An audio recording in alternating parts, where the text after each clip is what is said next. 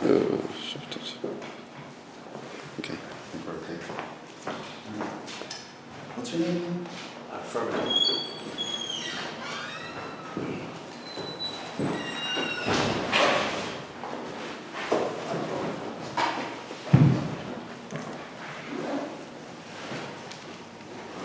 Okay, before we begin, I just want to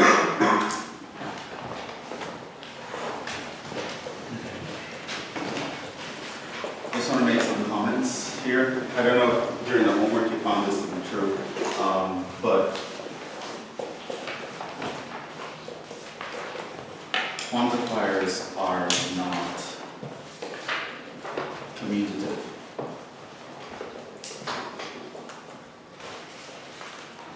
I don't know if you're aware of that. So the order that your quantifiers appear in a sentence, reading from left to right, they actually matter. So for example, we can look at, I'll give you a silly example. Say x and y are real numbers. Then if you look at the statement for all x, there exists a y such that x times y equals 2. And versus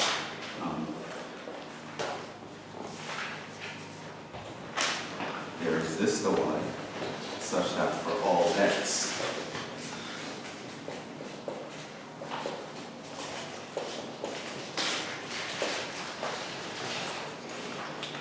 can you explain the difference between those two statements? Yeah? Well, the first one's implying that for any given value of x, you can find one value at least of y. At least one value of y. That would give you a true, or provide a true answer for that statement. Okay. Whereas the last one is saying that there is a singular value of y, where every value of x multiplied to that one number will give you the same integer, so they end up having opposite truth values. Okay. Talk about the truth value here. Is this a true statement? Yes, it is. It's open. It's open. Oh, you're saying like in general? Yeah, like is this a true statement I just made here? Yes. No. No. 0. What's 0 is a problem, right? If your x is 0, there's nothing you can multiply to get to. Okay, so what if I say this? Is it now a true statement? Yes. Okay. So let's modify this one. Sorry, are we assuming all real numbers? Yeah. X and y are just arbitrary real numbers. I make sure, let's restrict x to not being 0. Okay. Now is this a true statement? Yes. What about this one? No. Why not? You can't have one number that multiplied by every x would give you the same.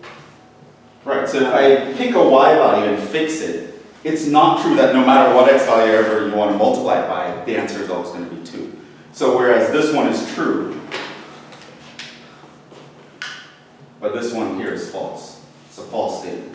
Okay? So the order of your quantifiers matter a lot. That's something I want to make sure. I don't think I actually did that. And so what about if you have several quantifiers, because sometimes you have to quantify several things. You're keeping track of several variables at a time. But what if I wanted to say negate that? What would the negation of this be? Let's say I want to negate for all x not equals 0, there exists a y such that xy equals 2. How would I negate that?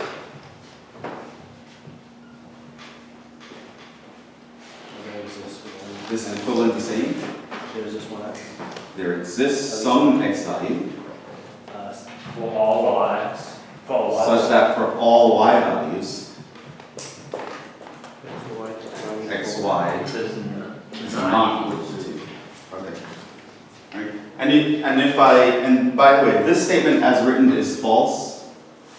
But notice that if I took away the not equal to 0, this would be true. Well, that would be false, and that's important.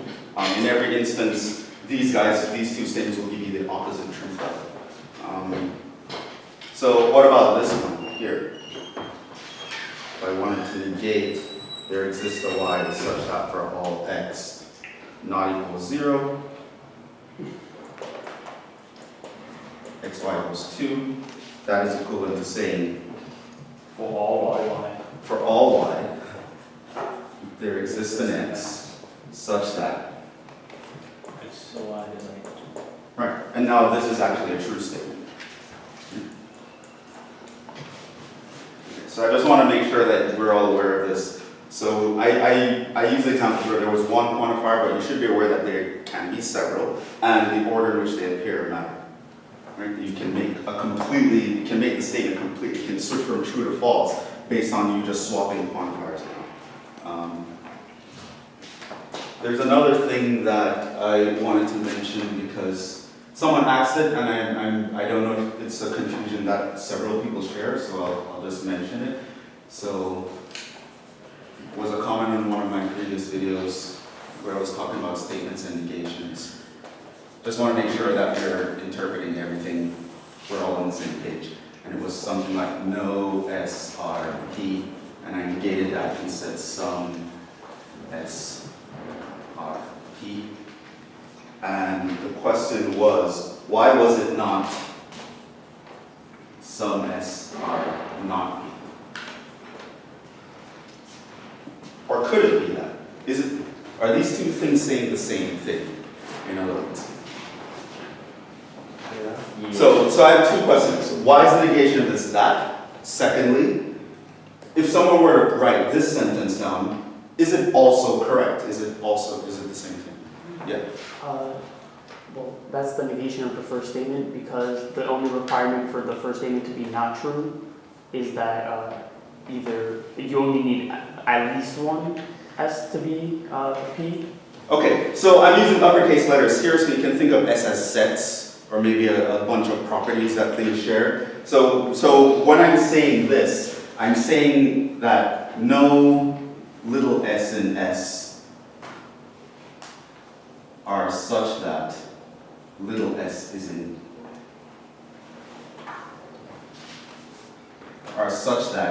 S is in P.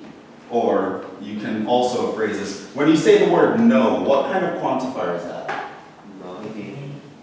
For all. It's a universal quantifier. So in other words, what this is saying is, for all S in S, S is not in P.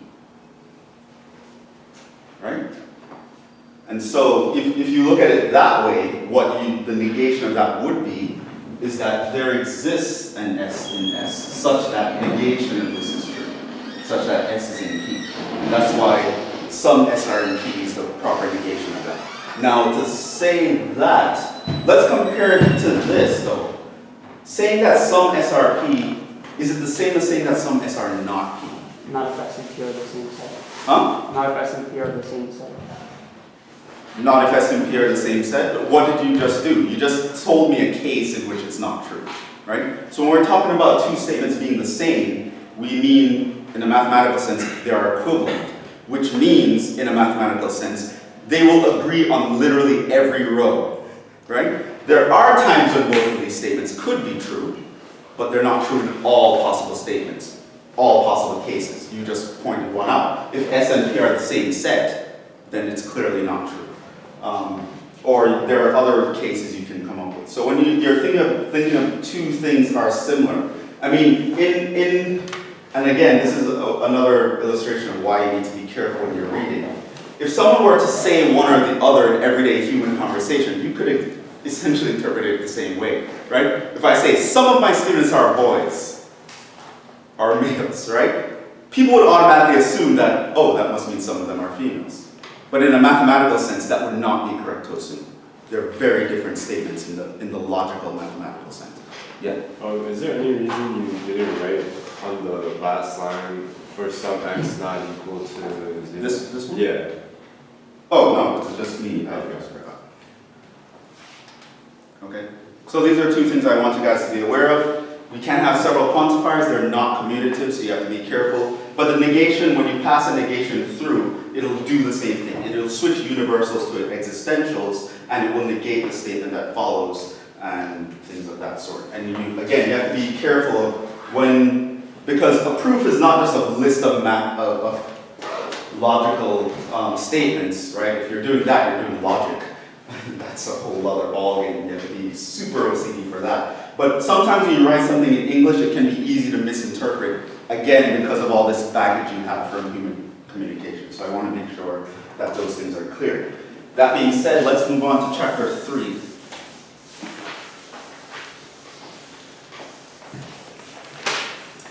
We're actually going to start to learn how to prove things here.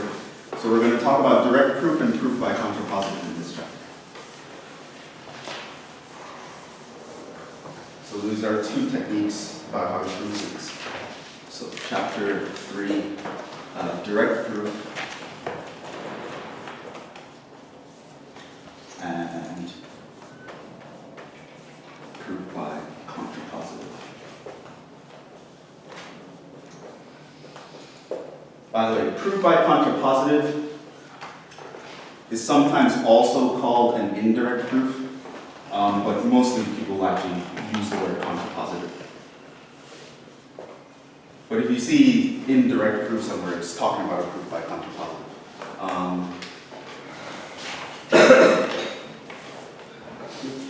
Some things to note here. We will focus on proving, and this will be true for the next several chapters, statements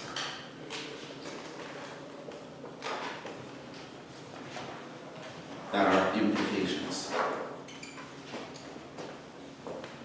Why? An implication, which that's the P implies Q statement that we spoke about in last class. An implication is a very important kind of mathematical statement.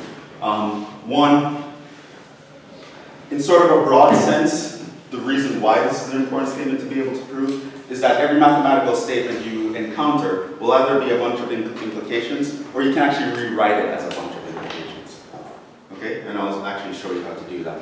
The truth is, in order to prove something, you need to assume something, and we'll talk about that in a bit as well. So I'm saying if P is true, then Q is true, but literally every mathematical theorem can be kind of formulated in that way. You have to start with something. Assuming these conditions are fulfilled, here's something that will follow. Pretty much every mathematical statement can be reworked to be written in that form, so it's a very important form to be able to prove. Right? So when I say a direct proof and proof by contrapositive, I'm talking about a direct proof and proof by contrapositive of this kind of statement specifically. And you can really generalize things a bit later. Just some definitions and preliminaries before we begin. Statements that you might see in your textbook, but I want to make sure that everyone knows what they are. Definition. The word axiom. What is an axiom? Yeah, a statement assumed to be true without proof.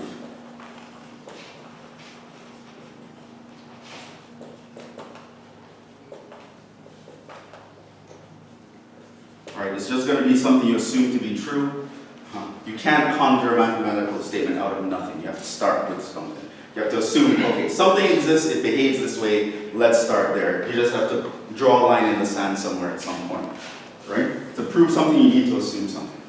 And the things that we make, the assumptions we make without giving them proofs or without justification, these are called axioms, and they're actually pretty important. Another one is theorem. Right, see the word theorem, what do you think?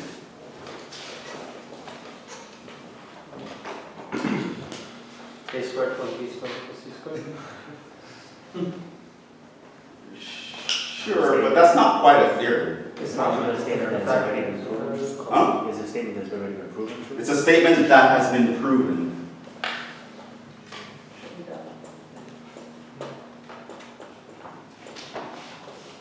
And is important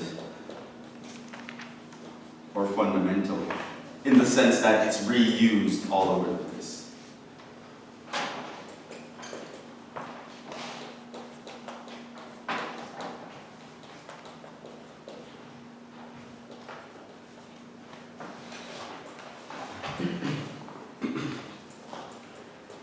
So what you say was a part of Pythagoras' theorem. So that's a theorem that you can prove true, but now once you've proven that true, you can apply that all over the place. Every time you see a right triangle, you know that this fact will apply, right? That's called a theorem. You might also see things that are called lemmas. It's a little theorem.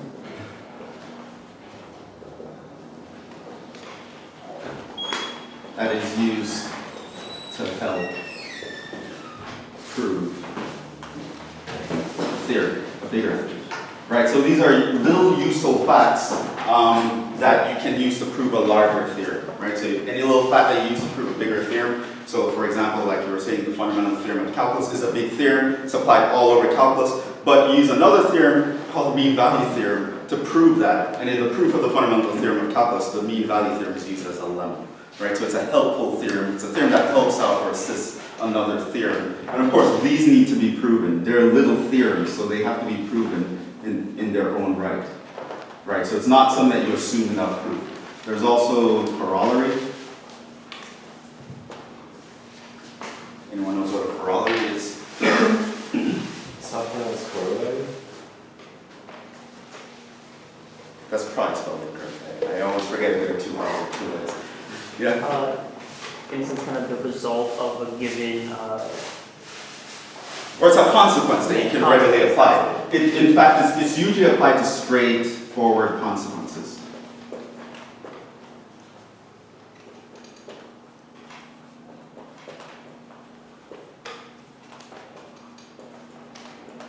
Right, so it's kind of a statement where you can just say it and just mention what theorem you're using to justify that statement, and it should be clear. You shouldn't have to say anything else besides that. So for example, if you know the Pythagoras' theorem, you can say in a right triangle, one side is 3, the other side is 4, then the third side is 5 by the Pythagoras' theorem. That would be a corollary. It's just a straightforward consequence that you can just say right away, very quickly, very concisely, and you don't have to justify it because anyone looking at what you're doing and looking at the major theorem that you're using, they'll say, oh yeah, it's pretty much you swapping out the numbers and everything follows very nicely.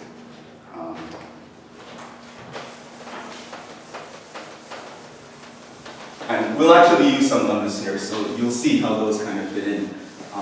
That being said, yeah. So wait, with for like Taylor's theorem, the expansion with like the Maclaurin series would be like a corollary to that? Or just like a special case? That would just be like a special case of thing. I don't think you'd call that a corollary. Yeah, that's just, Taylor's theorem is a thing, and you're just saying, oh, let's just plug in 0 here. You wouldn't really think about it as a corollary. Okay, some other preliminaries now. Right, so those are just some definitions that I like to use without actually telling you what they're preliminaries. Okay, so especially in the beginning, we're going to do a lot of proofs about numbers, right? So it's going to have a number theory feel to the class. It's not because we're doing number theory, so don't go out and tell anyone, oh yeah, I took number theory. You didn't take number theory, right? If you go out and tell people that, they'll assume you know a lot of things that you don't know. However, the point of the class is to teach how to prove things, and so I don't want the subject matter itself to be too difficult, right? I want you to really focus on the arguments around the thing. So we're going to use familiar objects. Everyone knows about numbers and how they sort of interact. So we're going to show you how proof techniques work using numbers, and it's not because it's a number theory class or it's particularly amazing. It's just that this is just a teaching technique. So we're going to do a lot of number theoretical things, and for that there are some axioms that I expect you to know. So for example, let n be an integer, n be an integer. And these are just some things that I can say right off the bat. There might be other things that come up that I'll say, oh yeah, we can just assume that. We may assume the following without justification.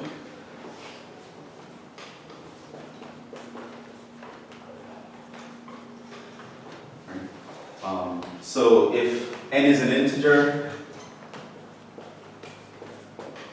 then its negative is an integer. Right? Where it's negative is the guy that you added to it to get 0. If m and n are integers, then you may assume that their product is an integer. and if m and n are integers, then when you add and subtract them, you also get an integer. And combinations of these can work.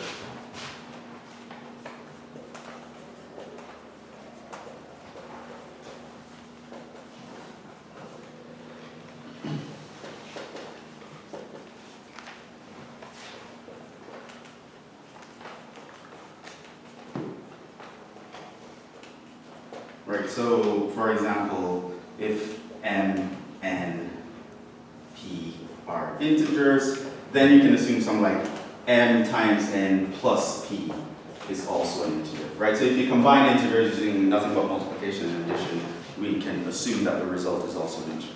Yeah. Isn't this just like, because it said Z is closed under operations like addition? Yes. Isn't that what it's called? It's called closure. So this is called closure under multiplication, closure under addition. This is called closure under scalar multiplication by another integer. Yeah.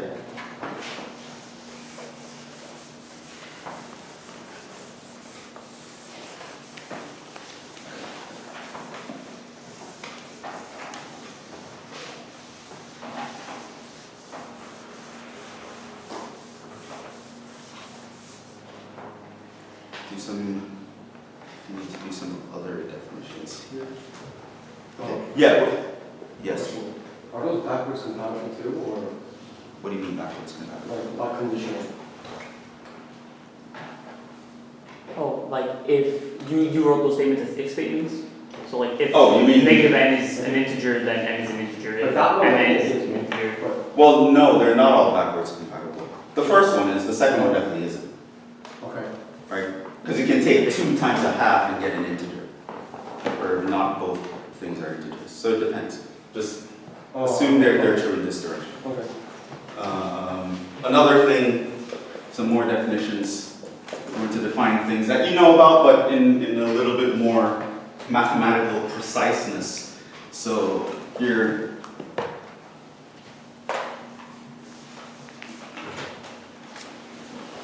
and integers for all these definitions.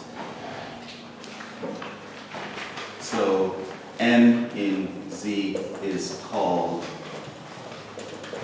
even if, and only if, n is equal to 2k for some k in Z. Right? An integer is even if I can think of it as double some other integer. M in Z is called odd. If and only if n is equal to 2k plus 1 for some k in Z.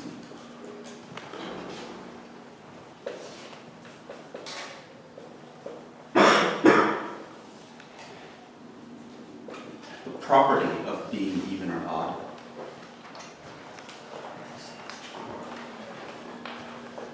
is called the parity of the integer. So, example, if I can say x, or m and n, so if I say m and n are both even, or if I can say m and n are both odd, that statement is saying m and n have the same parity.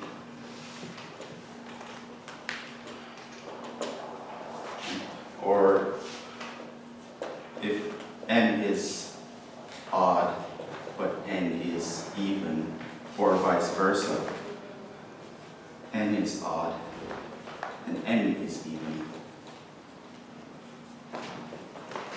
then we can say they have what we call opposite parity.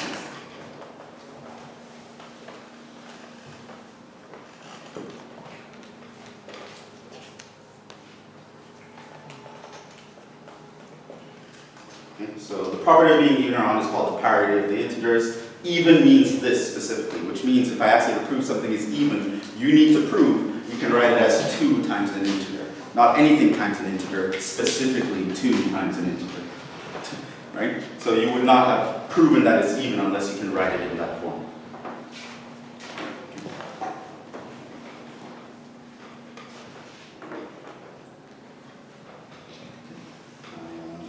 So before we actually go into direct proof, let's get some low proof here.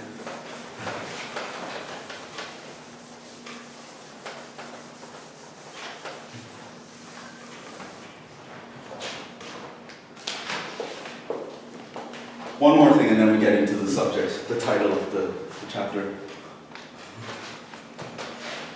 Or a couple more things that we will call trivial or vacuous proofs.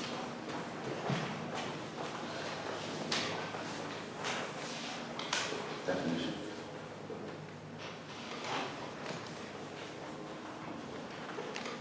A trivial proof of P implies Q is one that says P implies Q is true since Q is always true. So this is a trivial proof, right? So you can say this follows trivially. So I can say, for example,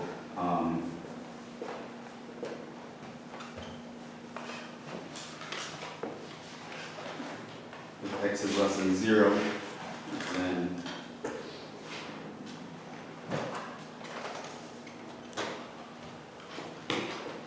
x is a real number, x less than 0, then 3 is odd. Turns out that 3 is always odd because I can write 3 as 2 times 1 plus 1. The proof of this, you would simply say the claim holds trivially.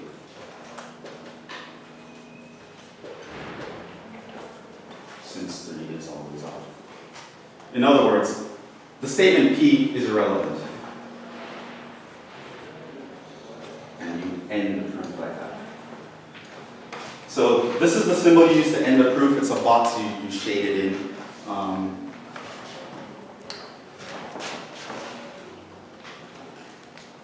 Signals the end of a proof. You might see in an older textbook the abbreviation QED. It's for the same thing but more archaic. Basically, it's the abbreviation of a Latin phrase which means as was to be demonstrated. You might also see a box that's unshaded. This signals end of the proof of a lemma. Right, so if you want to prove some major thing and you see like a box in the middle of it somewhere that's not shaded and then a box that's shaded, it means that, oh, they just proved a little mini fact to help them prove that big fact. Right, that's just an indication. Right, but that's a valid proof. Why is that? Why does that work? Why is it okay to actually just ignore, you can literally say anything here and I would still say it's a true statement, logically speaking? Yeah? If true, then true, and if false, then true are both true statements. If you use the proof table. Yeah, so if you're looking at the proof table, P implies Q. So we have true, false, true, false. Here we have true, true, false, false. Now, this guy we know here is true, false, and true, true. And the idea is, in every instance that Q is true, right? So it means if Q is true, what that means is I'm in one of these two situations. But in both of those situations, the implication is also true. So seeing that Q is true automatically means that the implication is true. So I don't actually need to prove anything. You make this kind of assertion, it will not work out. It will always work out. I don't have to prove it.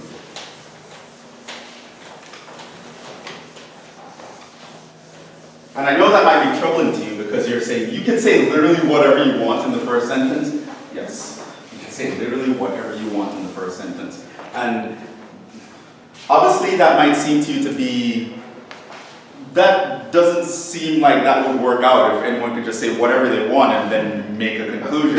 But that's getting into a valid argument versus a sound argument, and we can talk more about that in a little bit. But the idea is, yes, to prove something you have to assume something. The notion of whether or not what you are assuming and are starting out with makes sense, that's talking about the soundness of an argument.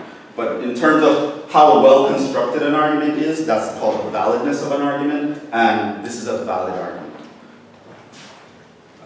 So you can talk about a trivial proof, and that's basically saying that this is true because the antecedent is, the consequent is always true, right? And that's by truth tables we can make this assertion.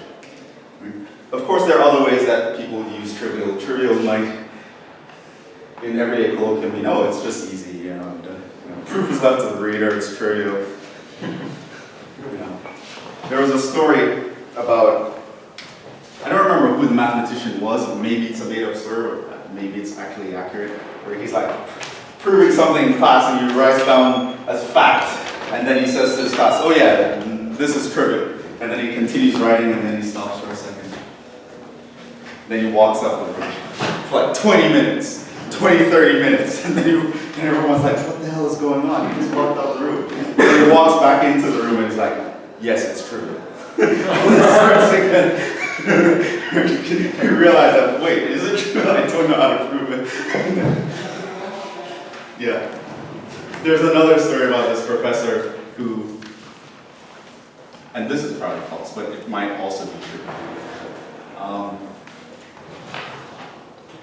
He says, the proof is trivial. It's like, he wasn't aware of that, so he goes and he researches and he digs up, is this true, is this true, is it actually trivial? Because I told my class it's easy. And then he finds a paper that has that fact written in it, and it's like, holy crap, this was written by me like 15 years ago. And then he's like, okay, whatever, okay. So then he flips to the part of his paper that proof was there, and it was like, oh, left to the reader, it's trivial. So maybe I knew the proof at one point, but it's not. Okay. But in our vernacular, trivial just means it's an implication, it can be considered true because the consequence is true. Vacuous is the case that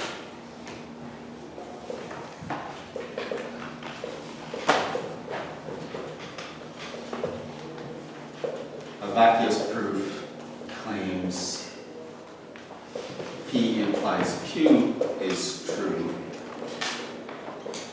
on the basis that P is false. Right? And this one we actually will use a lot later on. So this is called a vacuous proof. And why does that work? Again, based on the truth tables of a logically constructed argument. Not necessarily sound.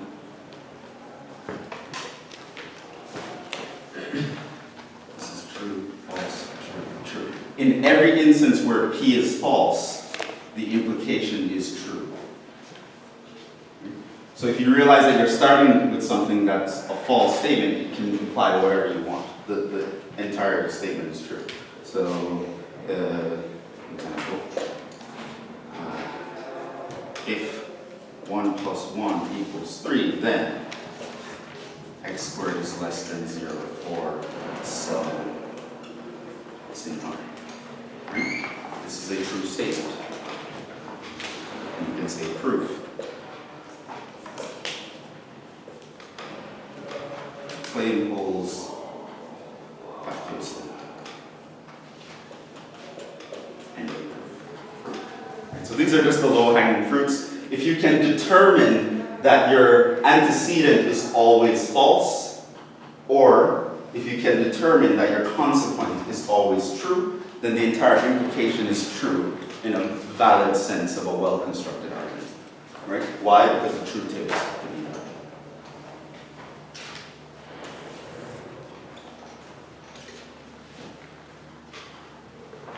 Now let's talk about the direct finally.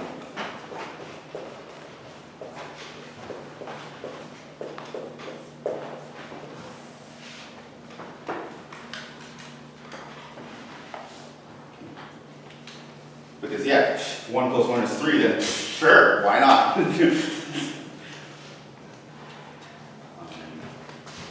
Here's how a direct proof of the implication P implies Q is.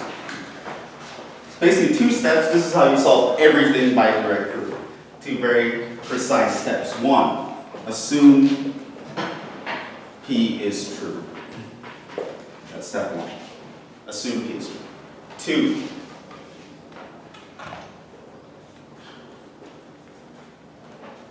show that Q is true as a consequence of this assumption. That's it.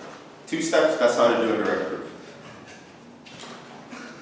Of course, the caveat is step 2 is where all the action happens, right? There's no strategic, straightforward, always do this kind of way to get from here to there. It requires creativity, ingenuity, not so much in this class, but in the future. But the point is that you need to make these steps logically, meaning every statement you make, behind it there's some sort of truth table that says, oh yeah, that'll work. You have to be able to logically go from this is true to that is true. So you're saying, if this is true, then that must be true. So that's called proving it directly, right? So basically what we consider this sentence to mean, if P happens, then Q will happen. This is a direct proof of that assertion. Start out by assuming P happened. Will it mean necessarily that Q will happen, right? And if you can show that, that means that you've proven this statement by a direct proof. Direct proof is usually not a proof that you announce. Other proofs they might announce every now and then, but it'll be clear that you're doing a direct proof because of how you start.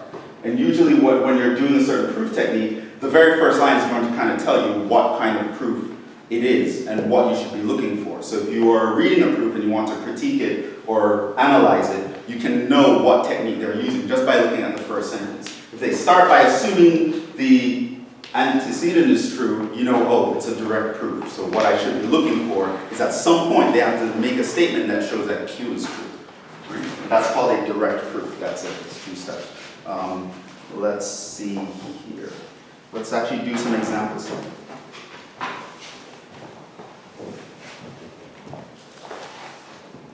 Show if n in Z, n is even, then 3n plus 4 is even. Okay, we're going to prove that. We're going to do it using a direct proof.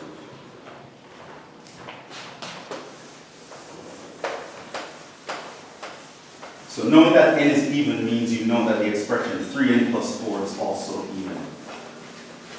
And how do you go from one claim to the other is the important thing.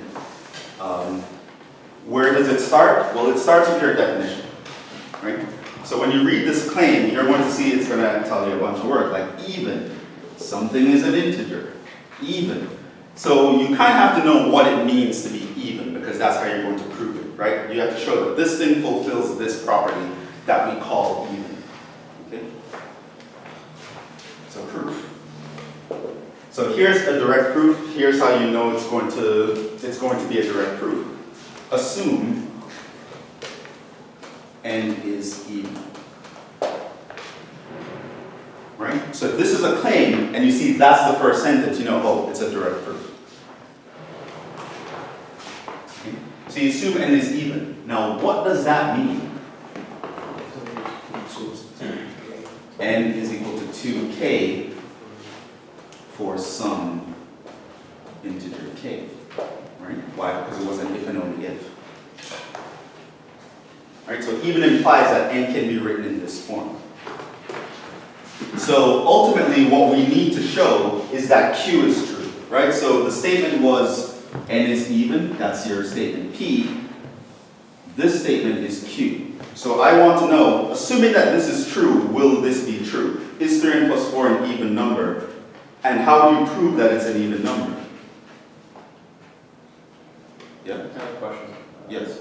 Would it be allowed to rewrite that statement as show if n belongs to the integers and n is even, then it's random. Okay.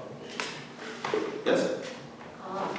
You just sub in n equals 2k and you show that that has to be. Okay, but what should your goal be? What should the end Show that- game be? 3 times 2k plus 4. But you can factor 2 and it shows that it's a multiple of it. Yeah, you need to show, at the end of the day, what you need to show is that this guy equals 2, specifically 2, times some integer. Okay? So that's what we're going to do. So start with 3n plus 4. What is that? Well, we just assume that n is 2k. So as you said, we're going to just substitute 2k for n. Right? Is that even? We don't know. What do we do now? Well, we use algebra, right? So, okay, 6k plus 4, but then I can factor out a 2. Right? And by the preliminaries that I mentioned, this is definitely an integer, right? Because it's an integer times an integer added to an integer, right? So the product of 2 integers is an integer, the sum of 2 integers is an integer, so this whole thing here is an integer. Thus, 3n plus 4 is even.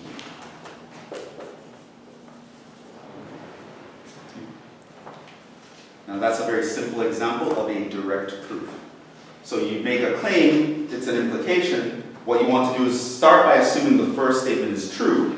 This would involve you applying some definition about the terms in that statement. Then you need to prove that as a logical consequence of that, because we know arithmetic is, the rules of arithmetic are very logical, that the last statement is true, which means ultimately you need to show that the last statement fulfills some definition, right? So you can say that 3n plus 4 is equal to 2 times an integer, right?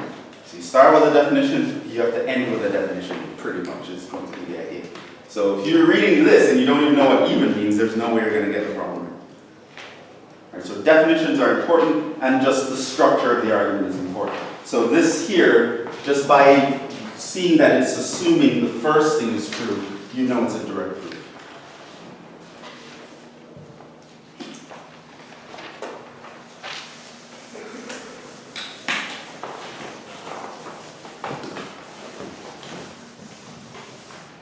So we'll just do a couple more examples, not to teach you anything new, but just to give you some variety about seeing how these proofs work out.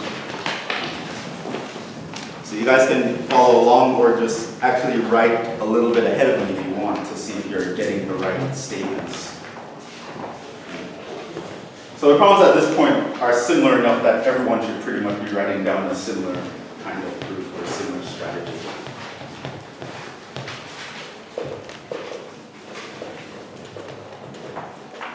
Let x and y be integers. And here's a proof. If x and y have the same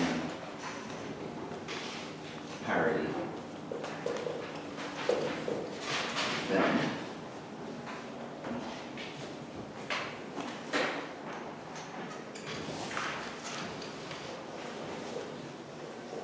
x minus y and x plus y are even.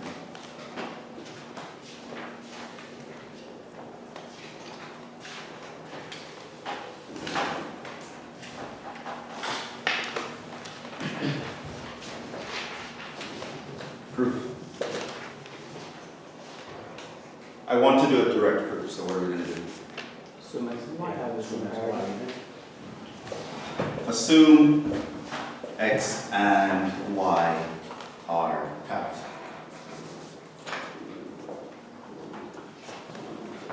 the same parity. Now, what does that mean?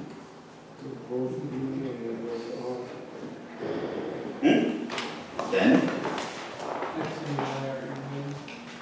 x and y Are even or are both even, or are both odd. Okay? Now what I just did, we're splitting things up in terms of another proof technique that I gave you, but it's not a standalone technique. You can kind of apply it at any given time. Notice that what I actually did was I broke up the statement into two cases that I need to prove. Right? So technically you can say this is a direct proof using cases. There's such a thing as proof by cases, where you take one general statement and you break it up into smaller, more manageable statements because you can't prove them all at once. So you can say something like, then we have two cases. And then you can list them. Case 1 is that they're both even. Case 2 is that they're both odd. And then you will deal with each case individually.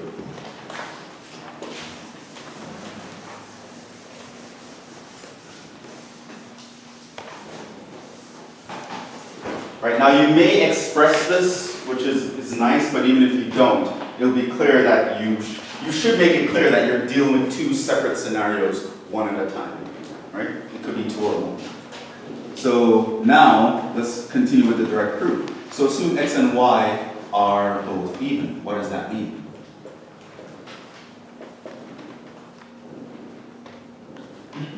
Middle of the form 2k. So x is equal to 2k. 2k, and y is equal to? 2k. 2L. Has to be a different letter.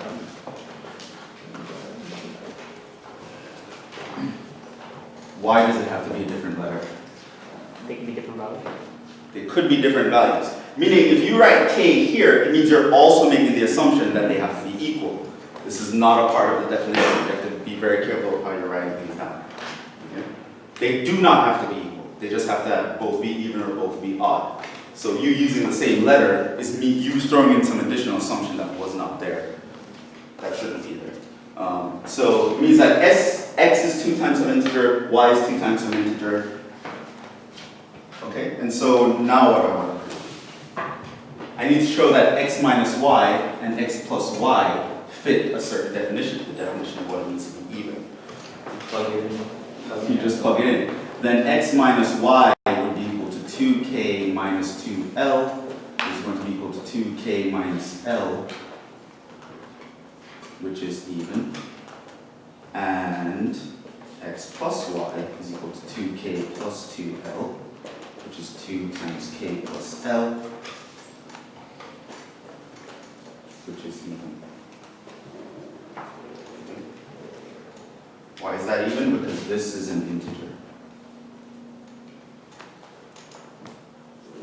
Because the difference of two integers is an integer, the sum of two integers is an integer. Our preliminaries.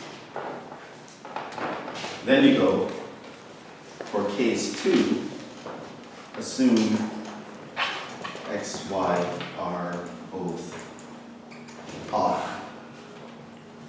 Would that be proved by contrapositive, like taking the negative? No. No. We'll talk about proof by contrapositive later, but that's not a contrapositive. I'm assuming directly. These are my two cases, and I'm assuming exactly those are true. I want to prove that ultimately that's true.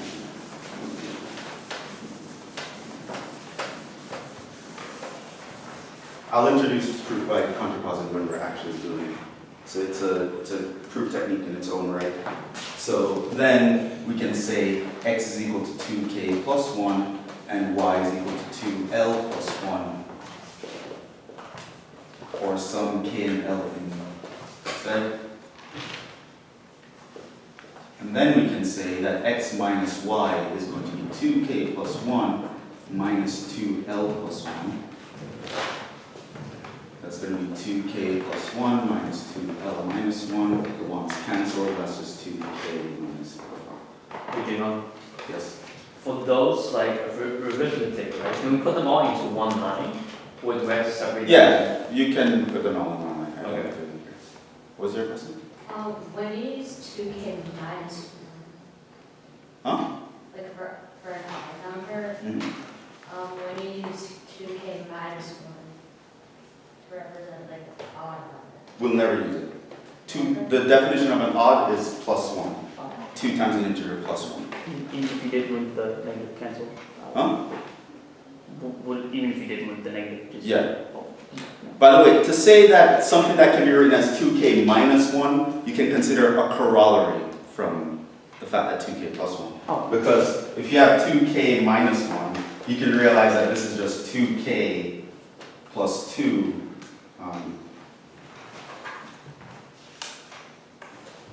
plus 1 minus 2. Right? Because minus 1 is plus 1 minus 2. Which you can write as 2k minus 2 plus 1, which is 2 times k minus 1 plus 1. So this formula fits our original definition. Right. But it's important that you take note of the definitions as written, because it's important that, first of all, everyone's on the same page. We make this definition so everyone knows this is the standard that you have to reach to prove something, so that when you're interpreting someone else's proof, it'll be fine. Of course, there are, in much more advanced classes, people will be able to recognize when one definition matches with another. It's logically equivalent, and so you won't have to worry about it. But for our purposes, we're going to be very strict with everything. So just make sure that we're all on the same page and we understand what's going on before we get all fancy and using a minus 1 instead of a plus 1. Technically it's true, but how we're doing it by the book. It's kind of like, when you're just learning to drive, 10 and 2. Stop before the stop sign, after the stop sign. When you learn to drive, you're like shaving while you're driving. You don't be a hero, don't be a maverick. Just follow the rules very carefully. When you go on to advanced calculus, you have all the time in the world to be like, yeah, you know what I mean, Professor. For now, do things by the book. We have to fit the definition that we're given.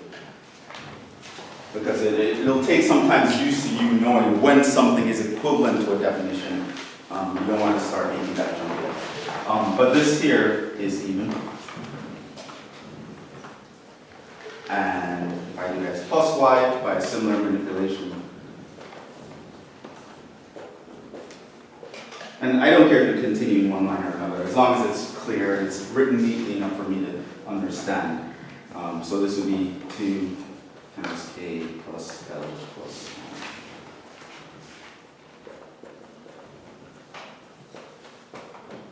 Plus, in all cases, x minus y and x plus y are even.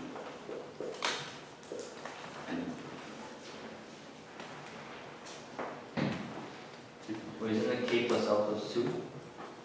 Factor out. Oh yeah. I factored it out. So this one was a bit longer. It still qualifies as a direct proof though, because I'm assuming exactly the statements. I'm starting out by assuming exactly the first part of the statement, and I need to show that the last part of the statement is true. Right, so that's a direct proof.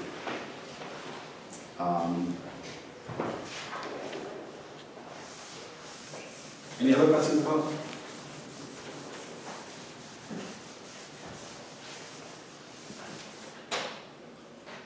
So if we consider what I just proved to be a statement, here's a corollary for us. Just so we can use our vocabulary words, right? You want to learn a new word, you just use it as many times as you can. Here's a corollary. The sum of 2 even integers is even. Or the difference. Right? So little facts like that are things that you will be using in your homework, and I don't know if I have some examples that also use that. I probably do. But things like, knowing if I add 2 even integers, the answer is even, is a quick corollary that you can get from this statement. The sum or the difference of things that have the same parity are always going to be even. So whether adding or subtracting 2 even numbers or adding or subtracting 2 odd numbers, the result is always going to be an even number. Right? So that's like a thing you can know. So this is a corollary, right? So this is a straightforward statement that I can make where if you saw the proof, the statement of the proof before, it's clear right away that yeah, of course that can work. If they're both even, that means they have the same parity, and so this difference will be even.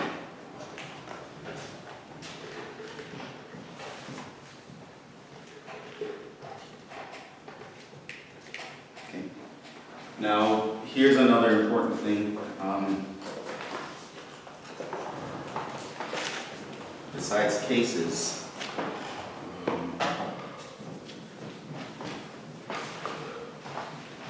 want to call it a phrase. The consideration W log may also be important. Right?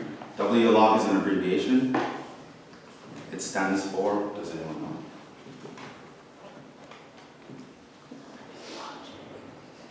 Without With logic. With logic. without loss of generality. It stands for without loss of generality. Right? When would you need such a consideration? Well, it can greatly reduce the amount of things you have to write in a proof, because proofs can get pretty long and complicated in the first place. So whenever it's logical and it's okay for you to cut things down in some predictable way, you can use this. Basically, this means is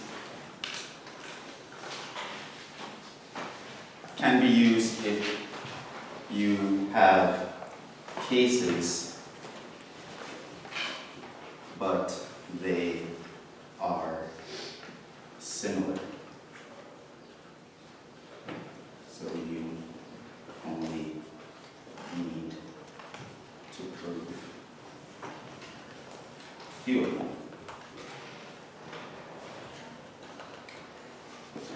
So if you have several cases, but they're very similar in the technique you would use, if it's pretty much so similar that you can literally just plug something in, just swap things around, and literally nothing else would change, you don't have to prove both cases. You prove one, and you say, without loss of generality, the other one will also work, right? So that's what without loss of generality means. Once you have several cases, but they're very similar, right? It's similar to the point where you can just be brain dead and swap things out, and nothing is going to change, right? So you say that you've done a proof without loss of generality. So you still have to make sure that you consider all cases, that's important, but you can sometimes say, yeah, there are other cases to consider, but they're so similar to what I've already considered, me writing them out is just going to be a waste of time and a waste of space, right? So you say you can use W log without loss of generality. So let me give you an example. Kind of going by, just piggybacking on the last statement that we made. If X and Y are of opposite parity,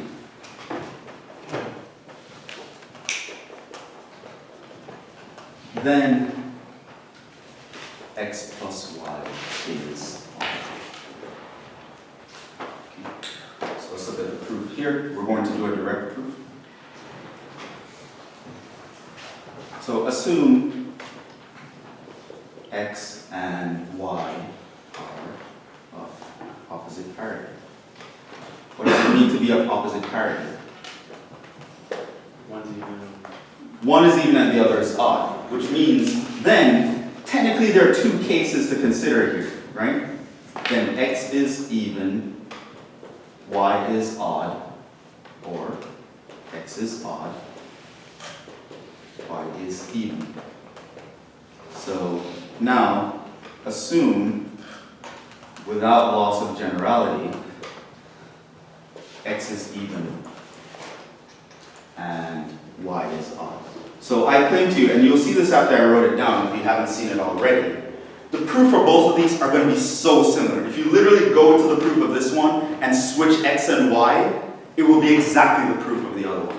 There will be pretty much no difference between the proof of both of these two. So I don't want to actually write that down twice. So I can just say, okay, here are two cases, but they're really kind of the same in terms of manipulations and calculations and logical steps that I will make. So I'm going to do it without loss of generality. I'm only going to prove one of them, even though technically there are two cases. So this is called without loss of generality.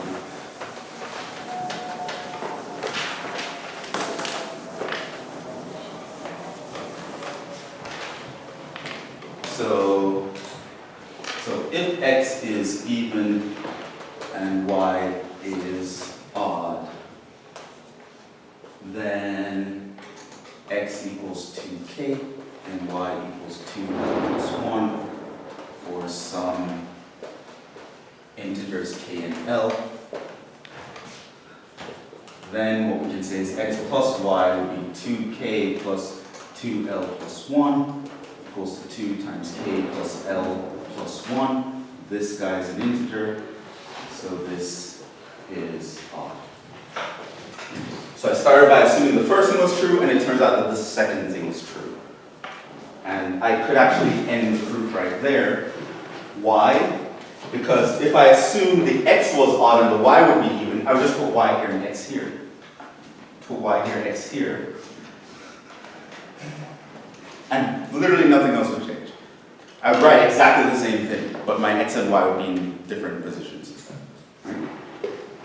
So that means there are several cases to consider, but they were very similar to each other, so I could say, assume without loss of generality, the first case holds, the proof is true, and for emphasis you might add this, but you don't have to. You can say something like, the proof of the other case is similar. Sometimes people are nice enough to announce this.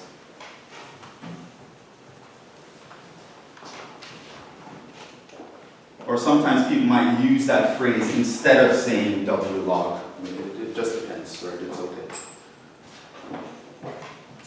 Okay. So a direct proof means you assume the antecedent is true, and ultimately you want to prove the conclusion is true, and that requires on you showing that they fit some definition. Sometimes it's easier to break things in cases. That's called a proof by cases, and that can apply to any proof technique. Sometimes several cases are very similar that you don't want to have to copy them out, so you use the without loss of generality.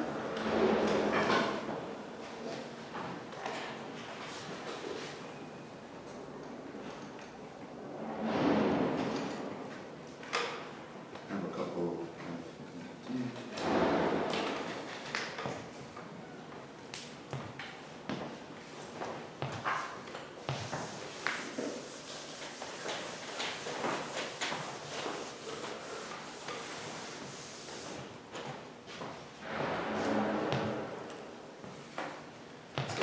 I don't know how comfortable you guys are feeling so far, so I have a bunch more examples, but I don't know if I need to do all of them. So let me write them down, and if you guys are curious, you can tell me if you want me to do several of them, or one of them, or a few of them. But again, I'm teaching a direct proof, so that the statements themselves aren't going to be too complicated. So here's one example. If x, y are integers, both odd, then x times y is odd. 2. If x, y are integers, and either x or y is even, then it turns out that their product will be even.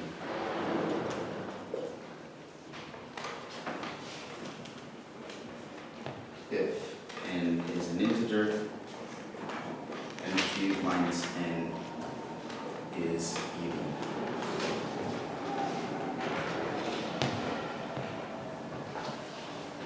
If n is an integer, with n greater than or equal to 0, then 2 to the n plus 6 to the n is even.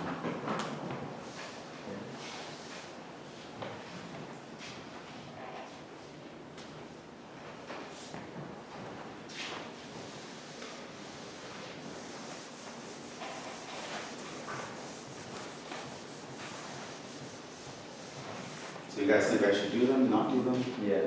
Or do them quickly? All of them? All 4? Yeah, let's stall them so he doesn't give us more homework. Because we finished now, chapter 3 is due tomorrow. Yeah? This is more random, but is it true that the product of two numbers can never equal the difference of two other integers? If x times y, Yeah, it can equal the difference. oh, well, that's something you can prove now.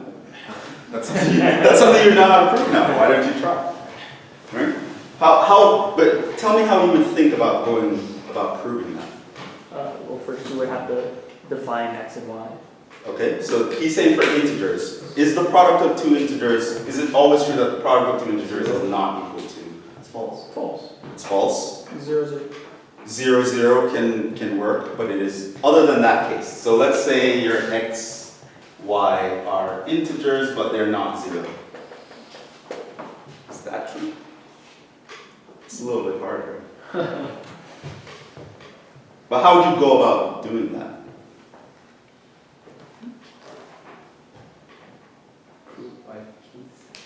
Cases, probably, right? The fact that they're integers means I need to do some subcases, because that's way too general. Let's split them up in terms of parity, for example. Every integer can be described as odd or even. So now, what will happen is I will end up with 4 cases, right? Both are even, this is even, that is odd, or this is even, that is odd, or both are odd, right? We can have a couple laws without loss of generalities there, right?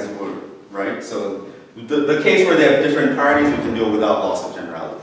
In the case of both even, both odd, we do it. And so what we do is we compute this side, simplify the expression, compute this side, simplify the expression. If we get the same expression, they're equal. If we don't, they're not.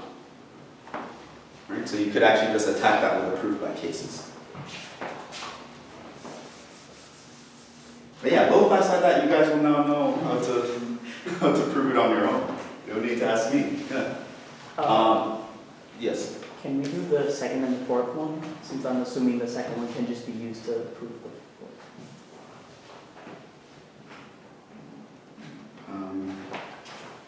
Let's do all of them pretty quickly. So let's call this A, B, C, D, A. And we're still in the direct proof. We don't know any other proof techniques yet, but they're coming. So if x and y are both odd, so I'm going to do a direct proof.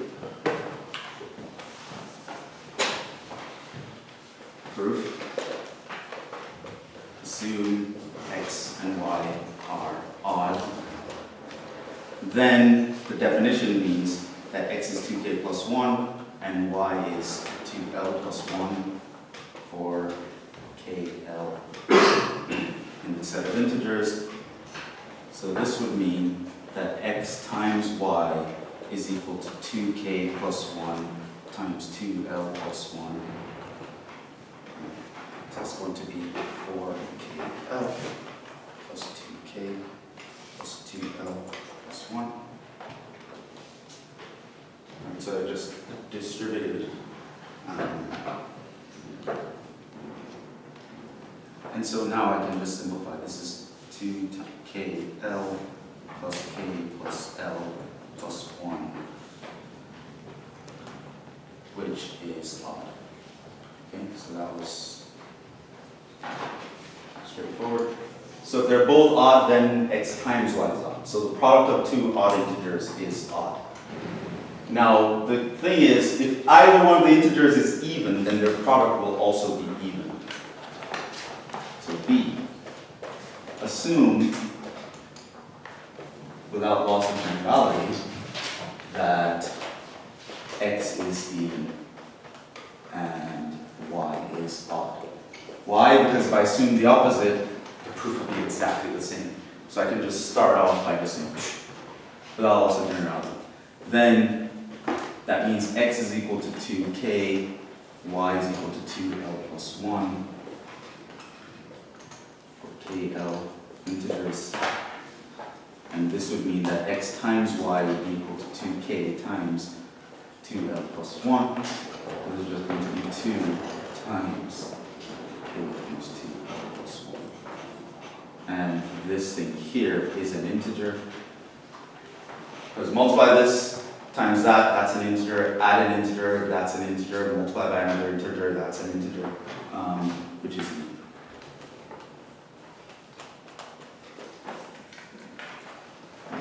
The direct proof, very short, very nice, very compact. This one required it without loss of generality because there were two cases. The parity could be arranged the opposite way, but nothing would change in the proof. I would literally just switch x and y everywhere and the claim would be true. Still. Same. Yes? Question about that.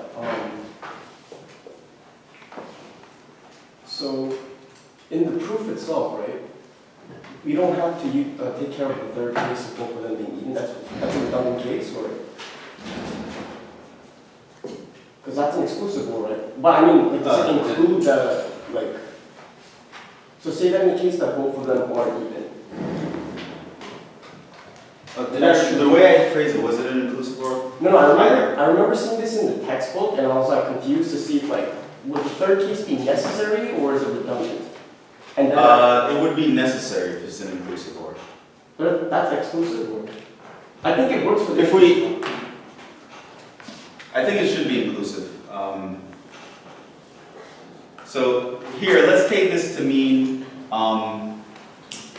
x even, y odd, x odd, y even, or both even. Let's make it inclusive. That's more commonly than the interpretation. If it's not, if the inclusive or is not the interpretation, they'll usually say it. They'll usually say either x or y, but not both is even. They'll usually put that. And in that case, we would need another case. So that wouldn't be clear, because now it's not a matter of, oh, just swap x and y and everything's fine, because here's a +1. You don't know how that will affect things a priori. I mean, here you kind of know, but it's not always going to be the case. Now, if we assume x and y are even, then x equals 2k, y equals 2l. And so this assumption is different in a non-trivial way from that assumption. So it is something that you would want to check. Then xy is 2k times 2l, which is 2 times 2kl, which is even. So yeah, you would have to consider that case, especially in the inclusive, especially if it's not made clear that it's an exclusive one. So yeah, it was being a little bit sloppy. Let's move on to 3. How would we prove 3?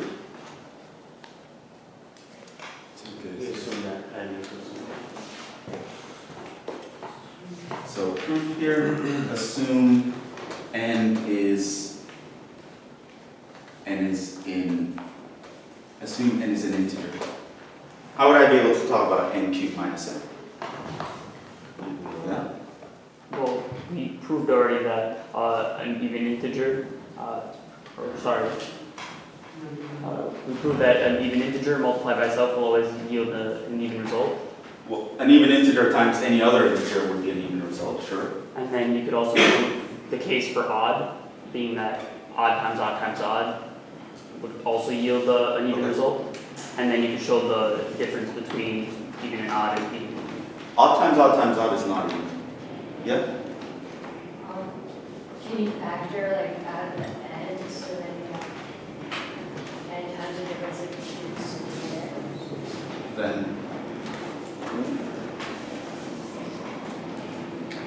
we could do some factoring here. Then n cubed minus n would be equal to n times n squared minus 1. Okay? What do we do from there? Oh, that's the difference of two squares. We can factor further. Okay, now what's your argument? How do we know that that's an even integer? Well, it times n is even integer, and that's Oh, equal to k. If it's if n is even, n has to equal 2 times 1. Sure. But we never assumed n was even here. Yeah? Two cases. Okay. So things, if you're going the cases route, I would have just done it from the beginning. I wouldn't do it here. Someone who's doing the factoring route, which is valid, you'd have to make a slightly different argument, which you probably have to justify a little bit, but I won't care if you justify it. But if I wrote it this way, what does that tell you? Look at these 3 integers separately. What's their relationship? They're consecutive integers. And we know that odd and even alternate, Right, so you have to make the claim, oh, odd and even integers alternate when so it means that these are consecutive. So that means at least one of them is even, definitely. In a list of 3 consecutive integers, one has to be even. So you'll either have odd, even, odd, or even, odd, even.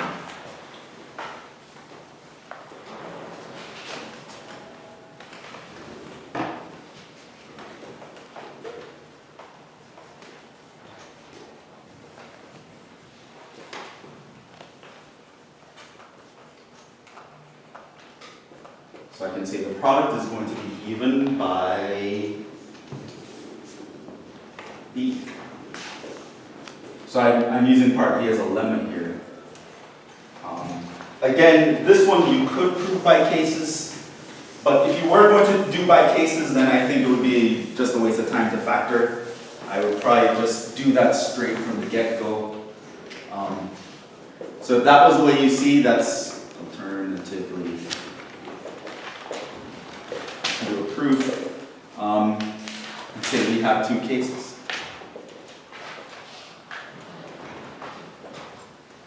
N is even, or N is odd. And you can't go without loss of generality here because the 2 situations will be different. If you assume N is even, then N is equal to 2k for some integer k. Then you can say n cubed minus n is going to be 2k cubed minus 2k. And that you'd be able to say is 2 times 4k cubed minus k, which is even. Then you'd also be saying, if we assume n is odd, then n is equal to 2k plus 1 for some integer k. And so that would mean that your n cubed minus n would be equal to 2k plus 1 cubed minus 2k plus 1, which is not going to be very fun to write out. But that's going to be 2k cubed plus 3 times 2k squared plus 1 plus 3 times 2k squared plus 1 minus 2k plus 1. Those would cancel.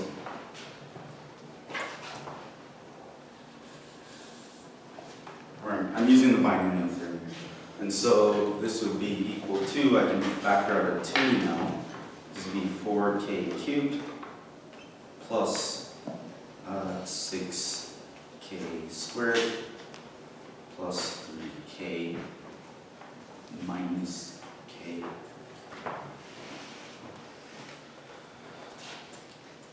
Which is even. So more than one way to skin a cat here. Yes. Is it necessary to do both cases?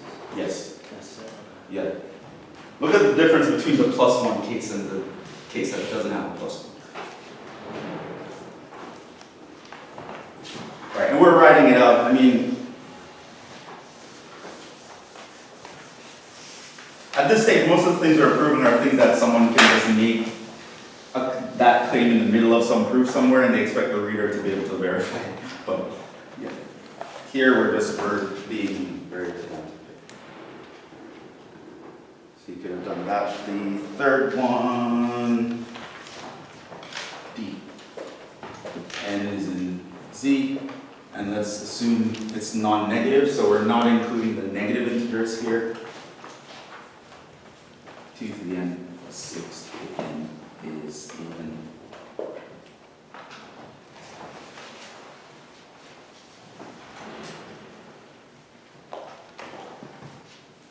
So what would we do here? Yeah?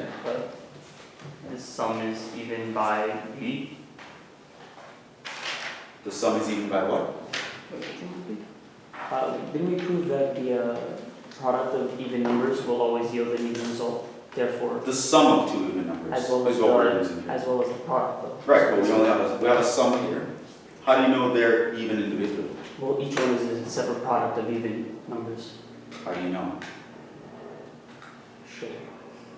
Yeah, how would you show that? 2n squared is equal to 2 times, how would 2n squared. or sorry, 2 to the n rather is 2 times 2n times, which is always even numbers multiplied by each other, but I don't know how to do it. Yeah, even means you have to write as 2 times an integer. Yeah? Can you like factor the 6 into 2 to the n through to the n, and then you can... So you want to factor out what? 2 to the n. And you get this plus, 3 to the n. okay, how do I know that that is even? Because 3 to the n is always odd, so then if you add a number to that, it's always even, and 2 to n. How do you know that's odd? That's what I'm saying. 3 to any number is odd. She's trying to formulate the same argument, but how? How do you know it's odd? What does it mean to be odd? Well, first you would have to explain what 2 to the n is. You would have to show that you can write this as 2 times some integer plus 1 to say it's odd. You can't just make the claim that it's odd. Right? Oh, well, 3 is odd and you multiply. You have to make some sort of argument here. Yeah. Maybe put 2 to the n as 2 times 2 to the n minus 1 and 6 to the n as 6 times 6 to the n minus 1. So notice that 2 to the n plus 6 to the n is 2 times 2 to the n minus 1 plus, this guy we know is actually 2 times 3 to the n, right? So that's 2 to the n times 3 to the n, right? So this we can write as 2 times 2 to the n minus 1 times 3 to the n, right? So now you see that I'm forcing things to look like a definition. It's 2 times something, 2 times something. Now the claim is that something an integer?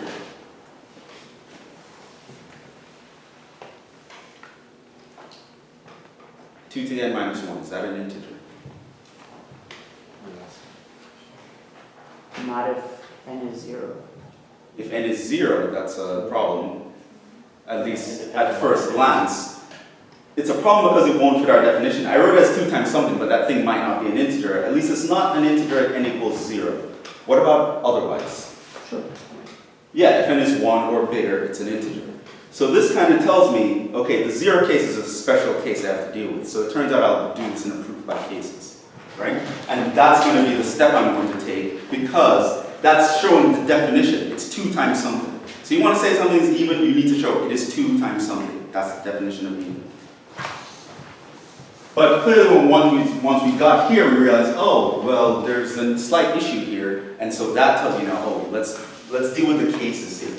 So now you have 2 cases. We have 2 cases. N is 0, or n is greater than 0. If n is 0, then, at least arithmetic, that's equal to 1 plus 1, which is 2. Which is 2 times 1, so that's even. Okay, so the n is 0 case actually works out, because I could actually do it. If n is greater than 0, i.e. n is greater than or equal to 1, then I can say that my 2 to the n plus 6 to the n is going to be 2 times 2 to the n minus 1 plus 2 to the n minus 1 times 3 to the n.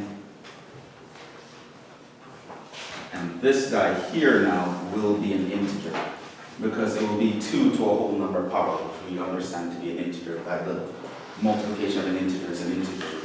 So it's 2 times an integer, so that means it's even.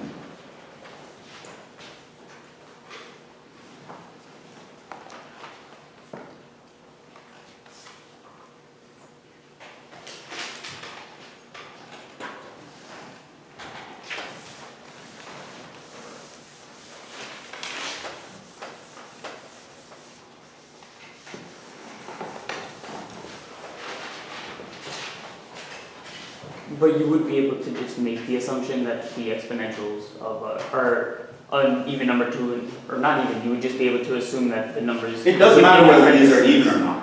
It matters that they Yeah. are integers. Because raising some to a whole number of powers, Whatever it is times you'd two. interpret it as an even, as a product of the same thing over and over again, which fits one of the preliminaries that I've got.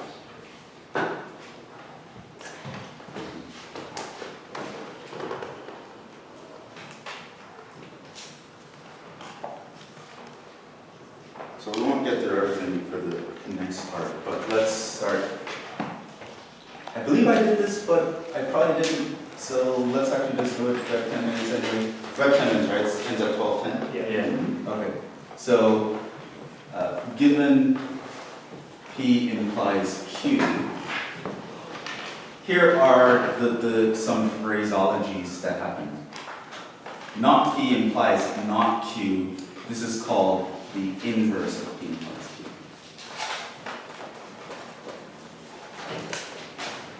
The statement Q implies P is the converse of P implies Q. The statement not Q implies not P. This is what's called the contrapositive.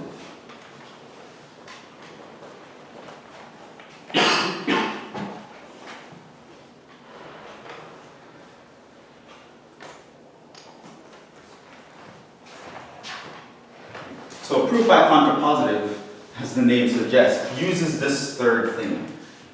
Now it turns out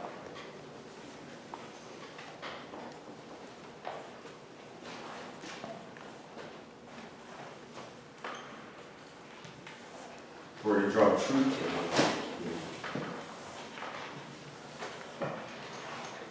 True, false, true, false, true, true, false, false.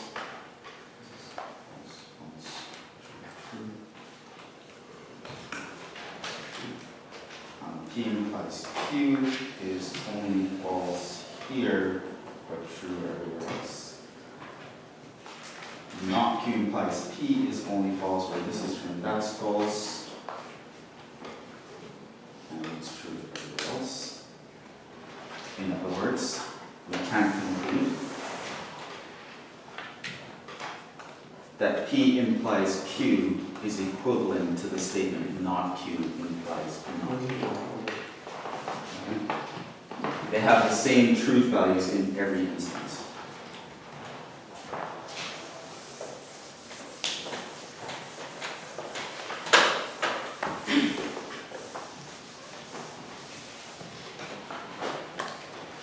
In other words, a proof by contrapositive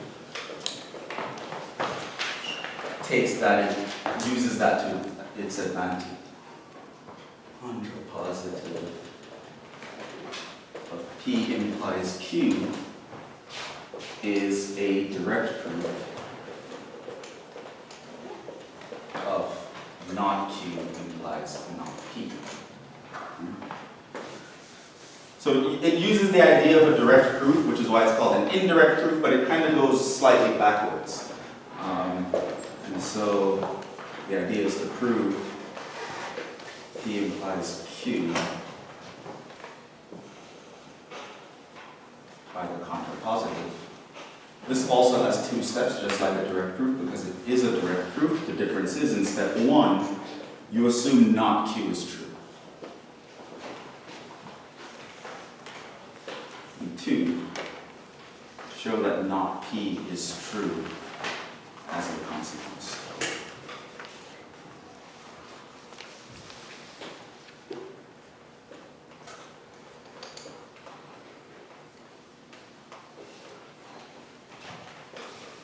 Right? And that kind of proof is called a proof by contrapositive, because, note,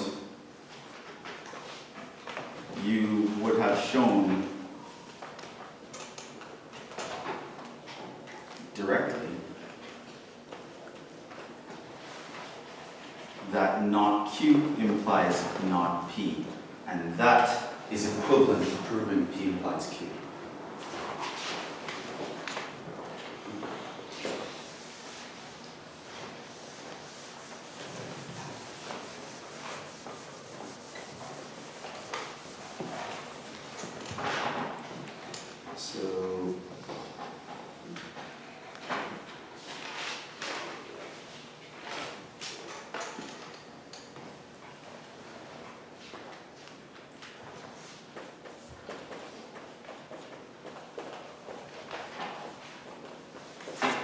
before I actually do some examples here, let's discuss direct versus indirect. Why would you choose a direct proof or an indirect proof? Are there cases where you choose one over the other? Is there any benefit to knowing this new proof technique?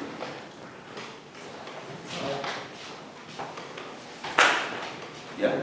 It'd be a lot easier. For example, if your x is all values not 0, you can just solve for 0.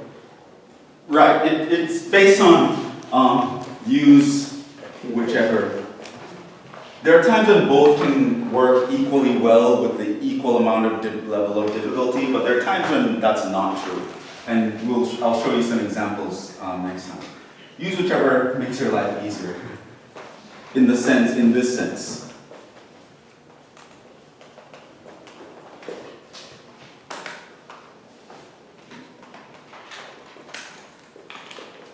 If dealing with P is easier,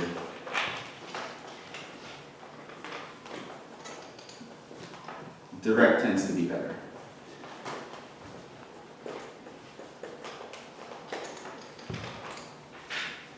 If dealing with Q is easier,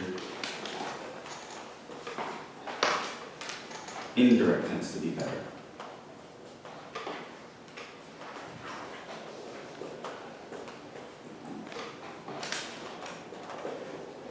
Let's be pedantic about this. What do I mean by dealing with? When I say dealing with, I mean in the sense that you can make it fit a definition easier.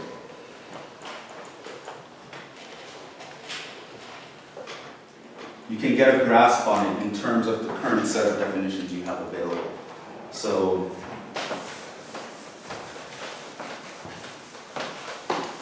I'll write down a couple examples. We won't do them, but we'll just analyze them and sort of talk about why I would not do a direct proof versus doing a direct proof.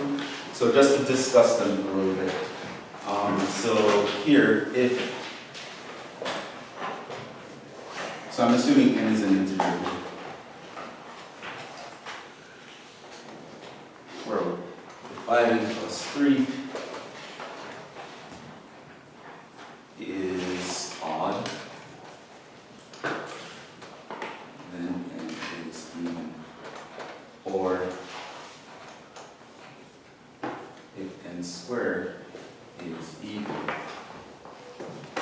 then n is even. Now let's look at those two statements.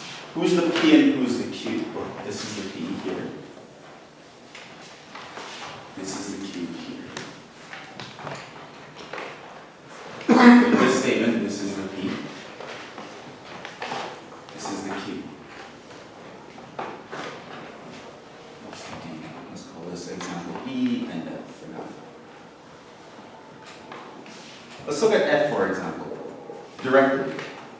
If you're doing a direct proof, what would you assume? N is even. Wait, 5 and 3 is odd. Here?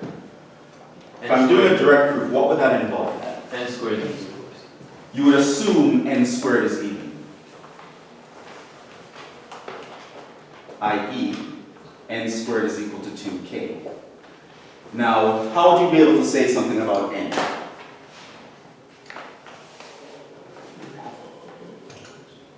Yes. How would you flip it? This would mean, what can you say about n? Assume n is odd, n squared is odd. Or assume n is not even.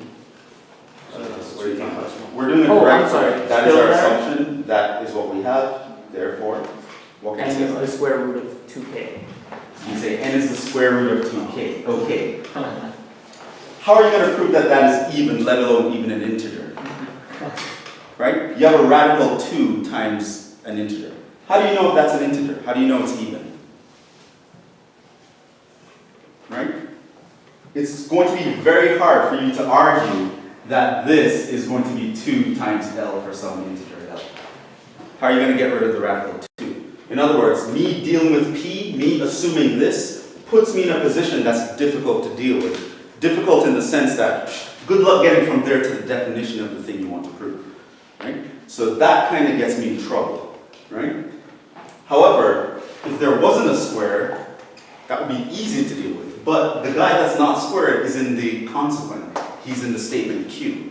So this is a situation in which dealing with Q is easier, because it's easier to finagle it into a definition, and I can make some very easy, straightforward steps from there on, right?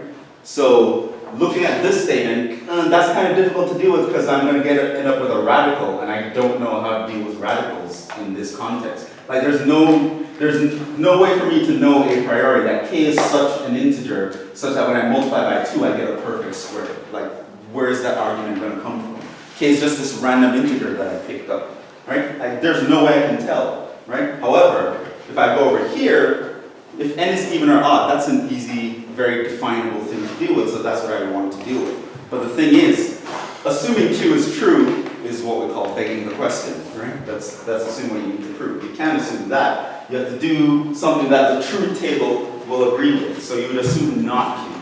So it would be much better here to start by going indirectly. In which case you start with assume n is odd.